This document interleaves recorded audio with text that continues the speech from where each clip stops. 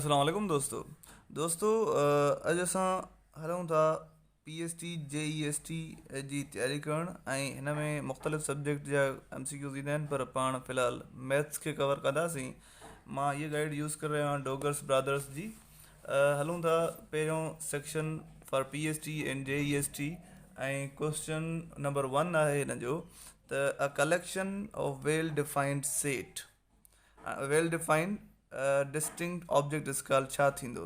तव्हांखे ख़बर आहे त तक़रीबन जंहिं थोरी घणी मैथ पढ़ी आहे त उनखे ख़बर आहे त इहा सेट जी डेफिनेशन आहे। इहा सेट जी डेफिनेशन हूंदी आहे त a set is a well defined collection ऐं डिस्टिंक्ट ऑब्जेक्ट हमेशह उहो सेट थींदो आहे। त माना पहिरें जो जेको क्वेश्चन जो जवाबु आहे उहो सेट यानी सी आहे।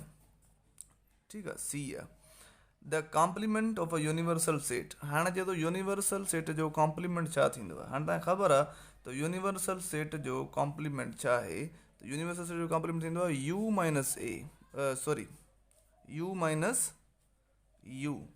हाणे यूनिवर्सल जो हुजे या ए कॉम्प्लीमेंट हुजे तब थींदो आहे यू माइनस ए, बी कॉम्प्लीमेंट हूंदो आहे त थींदो आहे यू माइनस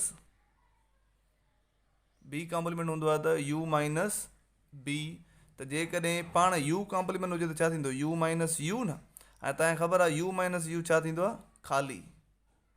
छो त जेके बि सेट हिन में हूंदा अदद हूंदसि मेंबर हूंदसि उहे साॻा ई हिन में मेंबर हूंदा ऐं उहे साॻा कटिजी वेंदा त वञी बचंदो ख़ाली सेट। इन करे पहिरें जेको ॿिए जो जवाबु आहे उहो आहे ए यानी ख़ाली। क्वेश्चन नंबर 3 आहे दोस्तो the number of proper subsets of 1 2 3 4। दोस्तो 1 2 3 4 सबसेट ॻोल्हण जो सवलो तरीक़ो ऐं फार्मूलो आहे 2 पावर n ॻोल्हियो। ठीकु आहे दोस्तो, शायदि नज़र नथो अचे तव्हांखे, मां वरी लिखां हिते 2 पावर n। ठीकु आहे, त 2 पावर n छा हूंदो आहे n यानी जेके हिन में सेट में मेंबर्स जेतिरा हुजनि, हिते घणा आहिनि 4। त 2 पावर 4 जो मतिलबु आहे त 2 2 2 ऐं 2 घणा थींदा 2 4 4 2 8 8 2 16। 16 थींदा आहिनि प्रॉपर ऐं इम्प्रॉपर ॿई। सही आहे, प्रॉपर ऐं इम्प्रॉपर ॿई। प्रॉपर वञी वेंदे सभु प्रॉपर हूंदा आहिनि, रुगो आख़िरी सेट जेको पाण वञी थींदो आहे यानी सभु पहिरियों थींदो आहे ख़ाली, ॿियो थींदो आहे 1 वरी 2 वरी 3 वरी 1 2 1 3 1 4 ईअं वेंदे वेंदे आख़िरी जेको थींदो आहे उहो थींदो आहे पाण, पंहिंजो पाण। हिन खे सॾिबो आहे इम्प्रॉपर सबसेट।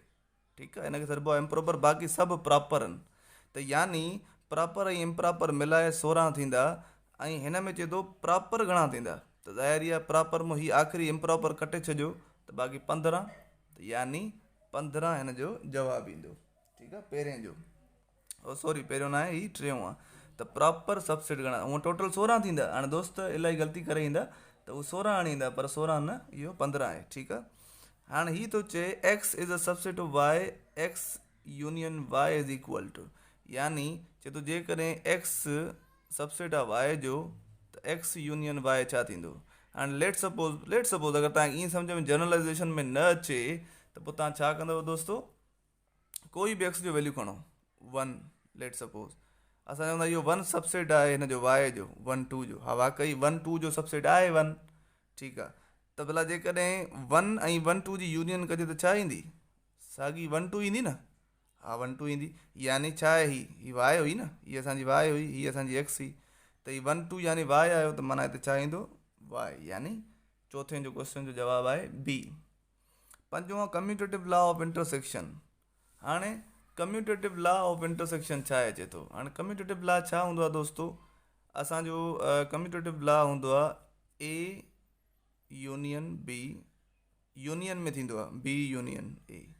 हे यूनियन जो कम्यूटेटिव आहे, पर हीअ चए थो त कम्यूटेटिव ऑफ इंटरसेक्शन। तव्हांखे ख़बर आहे इंटरसेक्शन जी निशानी हूंदी आहे हीअ, त ए इंटरसेक्शन बी ऐं बी इंटरसेक्शन ए, त यानी हे जवाबु आहे हिन जो। ठीकु आहे दोस्तो, त इहो हिन जो पंजें जो असांजो आहे बी। हाणे हलूं था पाण छहें ते, त छहें जो जवाबु छा थींदो, नॉन टर्मिनेटिंग रिकरिंग डेसिमल्स। हाणे ॾिसो डेसिमल जा, डेसिमल ई हूंदो आहे न जंहिंमें डेसिमल पॉइंट हुजे, 2.3 हिकिड़ो डेसिमल आहे। ठीकु आहे, पर हिकिड़ा डेसिमल अहिड़ा हूंदा आहिनि जेके हलंदा वेंदा आहिनि, 3 4 5 0 1 2 ईअं हलंदा वेंदा, ऐं हिकिड़ा अहिड़ा हूंदा आहिनि जेके हलंदा बि वेंदा आहिनि पर रिपीट बि थींदा वेंदा आहिनि। ठीकु आहे, त पहिरें खे सॾिबो आहे नॉन टर्मिनेटिंग, नॉन टर्मिनेटिंग यानी टर्मिनेट यानी बीहे नथो, ऐं ॿिए खे सॾिबो आहे हीअ बि नॉन टर्मिनेटिंग त आहे, छो त हीअ बि नथो बीहे, पर हीअ चए थो रिकरिंग बि आहे, रिकरिंग यानी रिपीट थो थिए। ॾिसो 4 4 4 4, त हीअ पुछे थो हिते त नॉन टर्मिनेटिंग ऐं रिकरिंग डेसिमल नंबर छा हूंदा आहिनि। बहरहाल जेके असांजा नॉन टर्मिनेटिंग हुजनि यानी टर्मिनेट न थियनि ऐं रिकरिंग हुजनि त उन्हनि खे चइबो आहे असांजो रेशनल नंबर। ठीकु आहे, उहे रेशनल हूंदा आहिनि। लेट सपोज़ 1/3, हे रेशनल आहे न, ऐं हीअ ॾिसजो हीअ नॉन रिकरिंग बि अथव, हिन जो जवाबु ईंदो आहे 0.333 हलंदो वेंदो आहे। हाणे हलण जो मक़सदु इहो आहे जो नथो बीहे त हिनखे सॾिबो आहे नॉन टर्मिनेटिंग, ऐं जेको रिपीट थो थिए उहो रिकरिंग। जेकॾहिं नॉन टर्मिनेटिंग ऐं रिकरिंग आहे त हिन जो मक़सदु आहे इहो रेशनल आहे, पर नॉन टर्मिनेटिंग नॉन रिकरिंग हुजे हा त पोइ उहो छा थिए हा, उहो इरेशनल थिए हा। ठीकु आहे, हाणे इहो छा आहे असांजो, इहो रेशनल आहे। इन जो जवाबु आहे छहें जो ए। सतों था हलूं, dash dash is an dash number. हाणे हिन में प्रिंटिंग मिस्टेक आहे घणो करे, हिन में को नंबर न लिखियो अथऊं, सिर्फ़ु बॉक्स ॾिनो अथऊं, त हिन जो अलाए छो असांखे, हलो हिनखे छॾूं था पाण सतें खे, छो त हिन में नंबर ई न आहे कोई, ॾिनल मां तव्हांखे कीअं सम्झायां। ठीकु आहे, रुगो बॉक्स आहे हिकिड़ो, पर जे हिते पाए हुजे हा, मे बी हिते पाए हुजे, हिननि पाए जॻह ते इहो ॾिनो हुजे त पाए असांजो इरेशनल थींदो आहे। ठीकु आहे, पाए इरेशनल हूंदो आहे, छो त इहो पाए जो वैल्यू हूंदो आहे असांजो 3.14 हलंदो वेंदो, ॿियो रिपीट बि न थींदो आहे। ठीकु आहे, नॉन रिकरिंग हूंदो आहे। हाणे था हलूं पाण 8 ते, the area of a square field in which length of each side is 10। हाणे ॾिसो त स्क्वायर छा हूंदो आहे असांजो, जंहिंजा चारई साइड बराबरि हुजनि उहो स्क्वायर हूंदो आहे। चए थो हर साइड हिन जी 10 छा आहे, 10 मीटर आहे, त इहा बि 10 मीटर थींदी, इहा बि 10 मीटर थींदी, ऐं इहा बि 10 मीटर थींदी। ठीकु आहे, हुनजो एरिया छा थींदो, हाणे तव्हांखे ख़बर आहे त एरिया जो फार्मूलो छा आहे दोस्तो, लेंथ ऐं विड्थ बराबरि यानी मल्टीप्लाई कयो, त लेंथ दस 10 मीटर, विड्थ बि दस 10 मीटर, त 10 ॾह 100 ऐं मीटर जो स्क्वायर, 10 ॾह 100 ऐं मीटर खे जॾहिं दर्ब कंदा आहिनि त मीटर स्क्वायर थी वेंदो, इन करे जवाबु आयो आहे 100 मीटर स्क्वायर।